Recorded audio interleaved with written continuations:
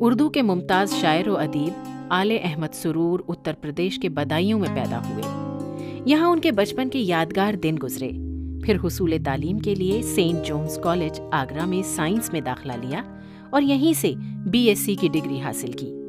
BSc और FSc में कम number आए तो साइंस की तालीम छोड़कर अलीगढ़ आ गए। यहाँ उन्होंने अंग्रेजी ज़बान और अदब में एमए करने का फैसला किया। यहीं से सुरूर की जिंदगी की दास्तान शुरू होती है।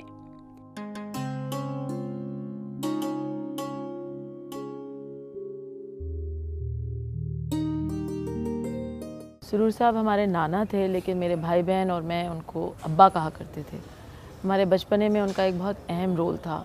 बहुत सी छोटी बड़ी बातें हमने उनसे सीखी, न सिर्फ इल्म और अदब की दुनिया से, बल्कि एक तरह से आप कह सकते हैं तहज़ीब, उठना बैठना, बोलचाल, बातचीत, बहुत सी ऐसी चीज़ें हैं जो हमने उनसे सीखी।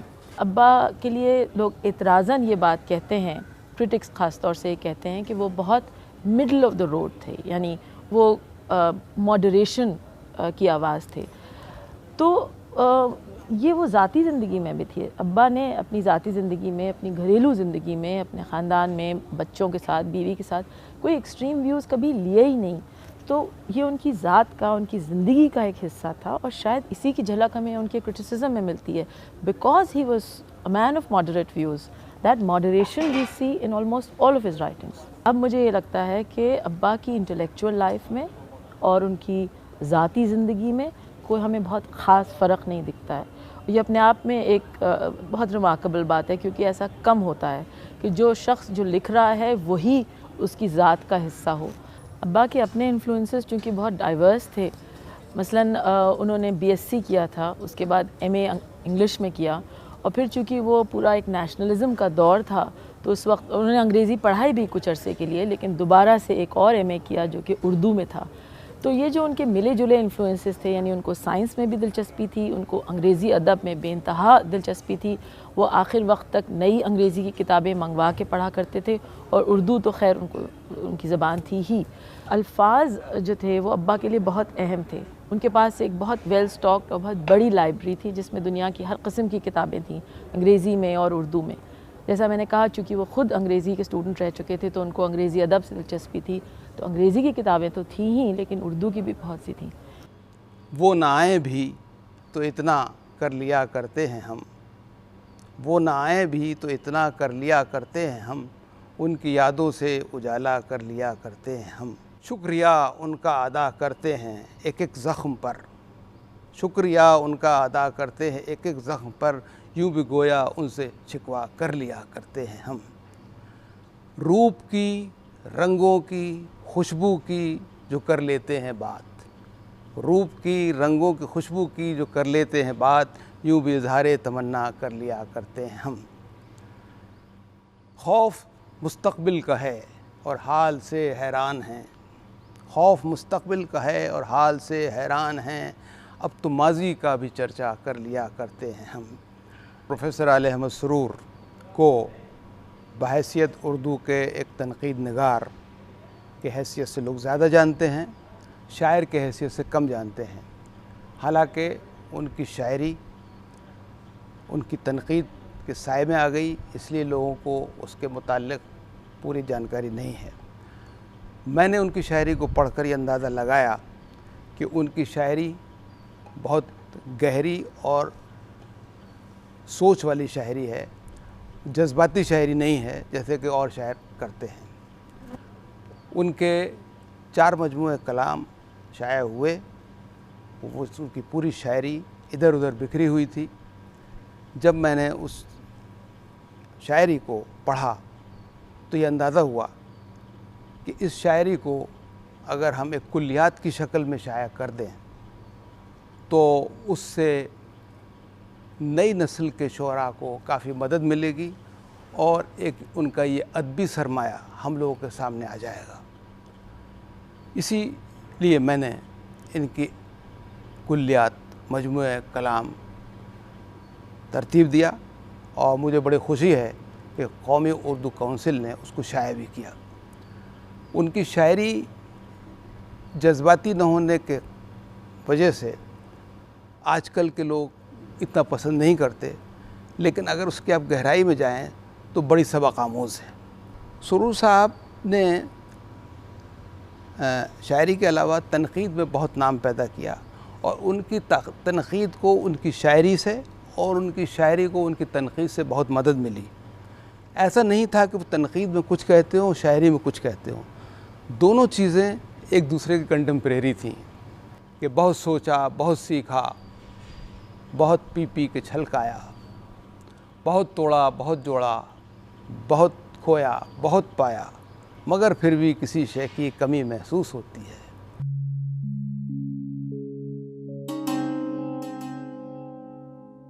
सुरूर ने कई किताबें तहरीर की जिनमें ज़ौक़े जुनू, पहचान और परख, मसरत से बसीरत तक, तनक़ीदी इशारे, उर्दू तहरीक, ख्वाब बाकी हैं, कुछ खुतबे, कुछ मकालमे, फ़िक्रे रोशन काबिल ज़िक्र हैं। साहित्य अकेडमी जैसे बावकार इदारे ने इन पर एक सिम्पोजियम का इनेकाद भी किया जिसमें इनकी शायरी और तनक़ीद के अहम पहलुओं का इहाता किया गया।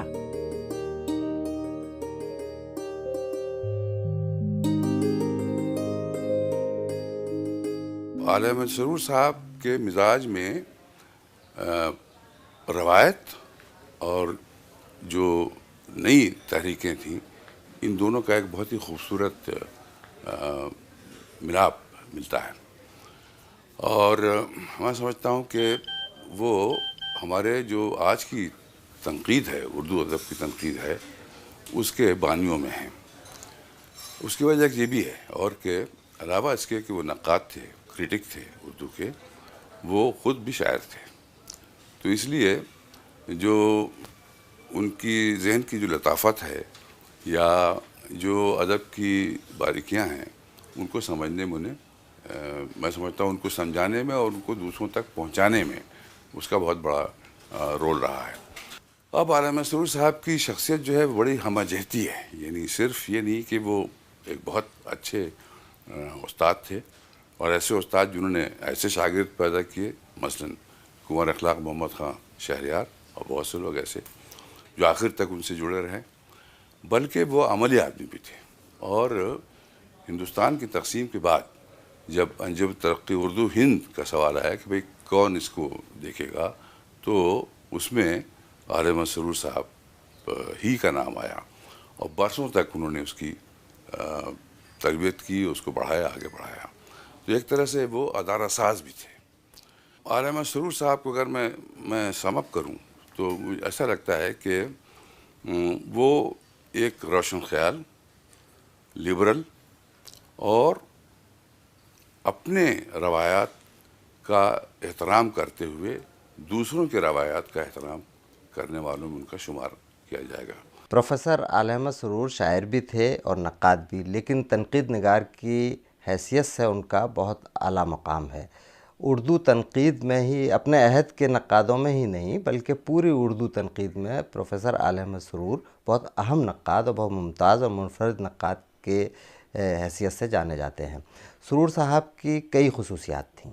एक तो खुसूसियत जो मुझे सबसे ज़्यादा मदद करती है अदब को समझने में, वो ये है कि जिस वक्त वो तनक़ीद करते थे तो उस वक्त वो फ़ैसले सादिर नहीं करते थे, ना ही उनकी तनक़ीद में किसी फ़नपारे के बारे में दो टूक राय ये मिलती है कि ये फ़नपारा अच्छा है या बुरा है। इसलिए कि होता भी यही है, ज़िंदगी में भी यही होता है कि कोई भी चीज़ ना अच्छी होती है ना बुरी होती है, हर चीज़ में दो पहलू होते हैं। यही वो तख्लीक़ में देखते थे। चूँकि तख्लीक़ समाज का ही आईना है, या फ़र्द पर, अगर फ़र्द की ज़ात पर लिखी गई है तो उस फ़र्द की शख्सियत का या ज़ात का या अंदरून का वो आईना ही होती है। उसमें दोनों चीज़ें होती हैं।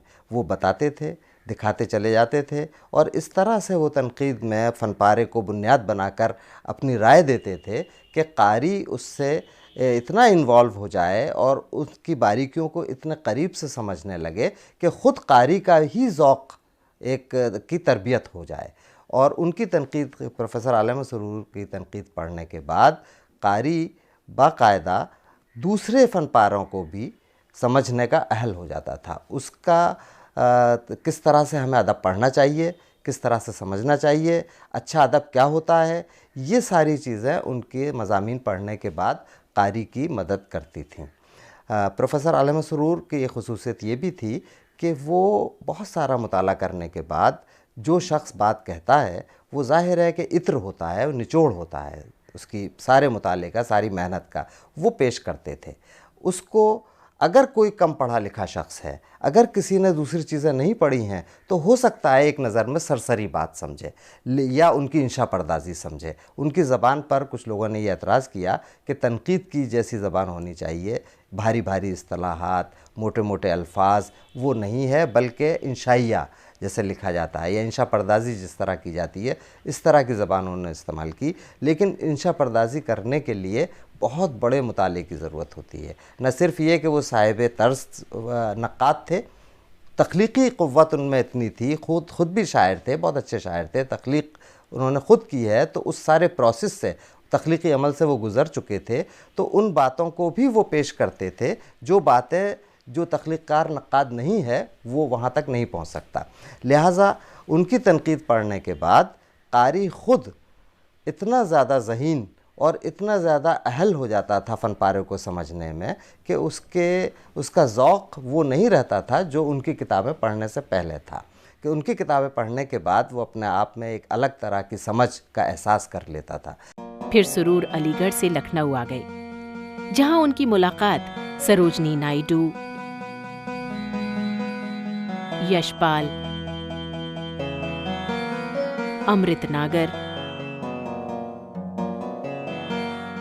भगवती चरण वर्मा, पंडित आनंद नारायण मुल्ला जैसी बड़ी और अहम शख्सियतों से हुई। वो लखनऊ यूनिवर्सिटी में बहैसियत उर्दू रीडर दर्स व तदरीस से वाबस्ता रहे और उर्दू की गिरां कद्र खिदमात अंजाम दी। दिसंबर 1955 में आले अहमद सुरूर दोबारा अलीगढ़ आ गए और यहाँ उन्होंने यूनिवर्सिटी के vice chancellor doctor Zakir Hussain के यहाँ क़याम किया और शोबे उर्दू में अपनी जिम्मेदारी संभाली। यहाँ उन्होंने सहमाही फ़िक्र नज़र की इदारत भी की। 1958 में आले अहमद सुरूर शोबे उर्दू के सदर रहे और 1973 में यहाँ से प्रोफेसर और सदर की हैसियत से रिटायर हुए। वो अपने अहद के एक बहुत अच्छे नाक़िद थे, बहुत अच्छे तनकीद निगार थे। प्रोफेसर आले अहमद सुरूर साहब मेरे उस्ताद थे। सुरूर साहब इक़बाल पढ़ाते थे, बाकी दूसरी चीज़ें दूसरे लोग पढ़ाते थे। इक़बाल के सिलसिले में उन्होंने एक मज़मून दिया। उस ज़माने में हर तालिब इल्म को एक मज़मून लिख के दाखिल करना पड़ता था। मज़मून दिया, मैं उसे नहीं लिख सका। उसके बाद मैं सुरूर साहब के पास गया और मैंने सुरूर साहब से कहा कि साहब मुझे इक़बाल बहुत पसंद है और जब मैं इक़बाल को पढ़ता हूँ तो पढ़ने लगता हूँ और लिखना चाहता हूँ तो लिख लेता हूँ कुछ, इसी वजह से मैं उसको नहीं लिख सकता। उन्होंने कहा मुझसे कल मिलना, फुला घंटा खाली है, उसमें तो मेरे पास आना। मैं डिपार्टमेंट गया और मैं उनसे मिला और उसके बाद उन्होंने मुझे ये बात बताई इक़बाल सिलसिले में। उन्होंने मुझे समझाया। क्लास से समझाना एक दूसरी बात थी, लेकिन अलग उनका 2 घंटे मेरे साथ सर्व करना ये एक बहुत बड़ी बात थी। आज भी मैं ये समझता हूँ कि मैं बहुत सी चीज़ें अगर समझने के लायक हुआ या मैं बहुत सी चीज़ें कर पाया तो उसमें सुरूर साहब का बहुत बड़ा हाथ है, उनकी तरबियत का, जो उन्होंने मेरी तरबियत की। और ख़ास तौर पर इक़बाल के सिलसिले में मैं ये कहना चाहूँगा कि इक़बाल को किस तरह से पढ़ा जाए और इक़बाल को किस तरह से समझा जाए, ये नुक्ता सुरूर साहब ने मुझे समझाया। ये एक बहुत बड़ी बात थी। पूरे दीदे यूरोप, ये बाल्टिक की दुल्हन, ये इनक़िलाब का गहवारा, हुर्रियत का वतन, ये अहले फ़न का जुलूखाना, फ़िक्र का मस्कन, रविश रविश पे चराग लिए हुए ये चमन, फ़ज़ा में कितने फसाने मचल रहे हैं यहाँ, चराग कितनी सदियों से जल रहे हैं। घुली है दिन की सफ़ेदी यहाँ की रातों में, भाग खुलूस की हर राहों की बातों में। है मौजो नबी पुश्किन का आतशी नगमा रवा है आज भी लेनिन के नुत्क का दरिया, लिए है नक्श समरकंद लुलुए लाला, किरण है मेहर बदामा तो गुले राना, जहाँ बहार हो ताज़ा शुकुफ्तगी अपनी, दिया कहीं हो समझता हूँ रोशनी अपनी। मुलाजमत से सुबुकदोशी के बाद उन्होंने अपना पूरा वक्त अंजुमन तरक्की उर्दू के कामों में लगा दिया। इसी साल मकतबा जामिया लिमिटेड नई दिल्ली ने उनके मज़ामीन का एक मजमुआ नज़र और नज़रिए के नाम से शाया किया। फिर उन्हें institute of advance studies Shimla में विजिटिंग फेलो की हैसियत से बुला लिया गया। यहाँ उन्हें लखनऊ और अलीगढ़ से मुख्तलिफ माहौल मिला। उन्होंने यहाँ पर भी अपनी गिरा कद्र खिदमत अंजाम दी। जिंदगी गुजरती रही। जिंदगी के कारवां में उनकी बहुतों से मुलाकातें रहीं।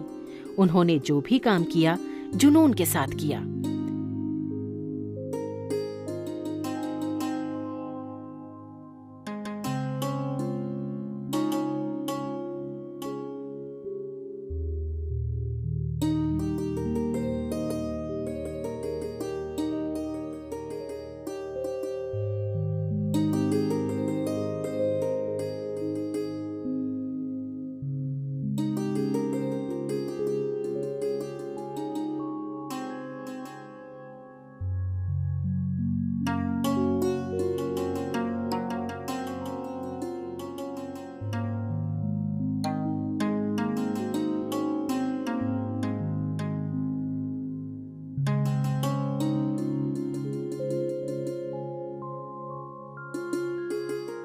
तरक्की पसंद तहरीक के ज़ेर असर जो लोग सामने आए उनमें सुरूर साहब, एहतशाम साहब, इस्मत चुग़ताई और बहुत से लोग थे और ये सब के सब उर्दू अदब पर छाए हुए थे। इन्होंने बिल्कुल एक नया रुख अदब को दिया था। तरक्की पसंद तहरीक के ज़रिए इन्होंने ये कहना चाहा कि अदब सिर्फ़ किसी एक बड़े तबके की मीरास नहीं है जो पढ़ा लिखा हो और जिसके पास वसाइल हों, बल्कि अदब सारी दुनिया के लिए होता है और इसमें दुनिया के हर तबके की ज़िंदगी का अक्स होना चाहिए। और ख़ुसूसन तरक्की पसंदी के मानी ये हैं कि निचले तबके, मेहनत कश तबके और उन लोगों की ज़िंदगी के बारे में हम लिखें जो अब तक नज़रअंदाज जिन्हें किया गया है और अदब की दुनिया से बाहर समझा जाता है। ये ज़माना वो था कि जब प्रेमचंद अपने उरूज पर पहुंच चुके थे, इकबाल की शायरी अपने उरूज पर थी, उधर टैगोर थे। इन सब लोगों ने हिंदुस्तान की ज़िंदगी के नए पहलुओं को लिया था। चुनांचे सुरूर साहब इस फ़िज़ा में उभरे और उन्होंने तरक्की पसंद तहरीक को मुनज़्ज़म करने में और अपने हम असर लोगों में और साथ ही साथ अपने असर के नौजवानों में उसको मकबूल बनाने की कोशिश की। तो सुरूर साहब ने आगाज़ तरक्की पसंद तहरीक के ज़ेर असर किया और उनका ख़ास मैदान तनक़ीद था। उर्दू तनक़ीद में दरअसल सुरूर साहब से पहले भी लिखी जा रही थी।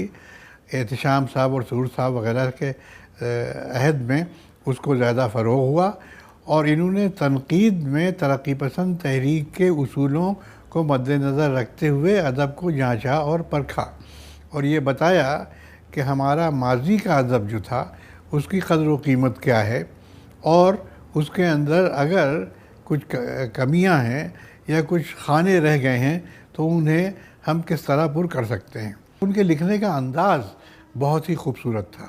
वो अदक मुश्किल ज़बान नहीं लिखते थे, ना अदक और मुश्किल बातों को मुश्किल तरीक़े से ही पेश करते थे, बल्कि एक अजीब किस्म की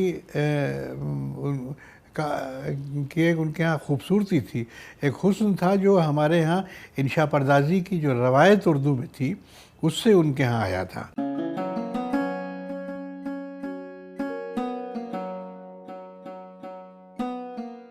उन्हें उनकी खिदमत के एतराफ़ में साहित्य अकादमी अवार्ड और पद्म भूषण जैसे आला एजाज़ से भी नवाजा गया।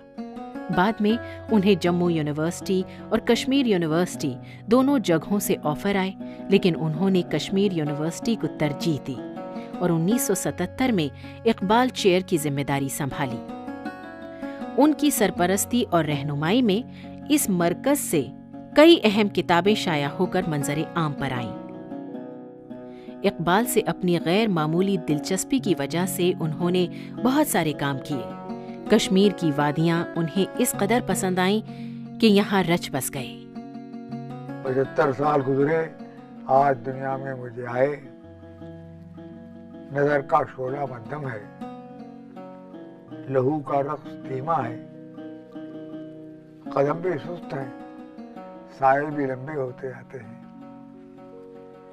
सदा कोई किसी कोहे निदा से जाने कब आए, नफस का आरज़ू का खेल कब खामोश हो जाए। बहुत देखा, बहुत सोचा, बहुत चाहा, बहुत पाया।